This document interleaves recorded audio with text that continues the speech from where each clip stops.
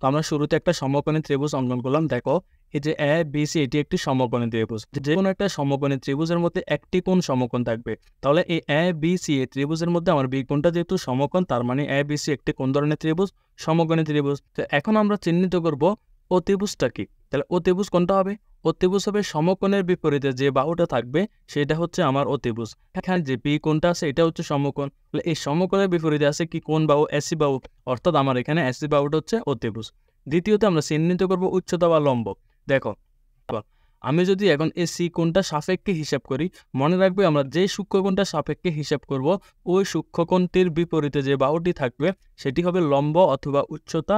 এটাকে আমরা অন্যভাবেও বলতে পারি অথবা বিপরীত বাহু বলতে পারি। তার মানে এই সি কোণের বিপরীতে যে বাহুটা আছে এ বি, এটাই হচ্ছে আমার উচ্চতা বা লম্ব অথবা বিপরীত বাহু। সমকোণ এবং থিটা কোণ সংলগ্ন যে বাহুটি থাকবে সেটি হচ্ছে কি আমার ভূমি।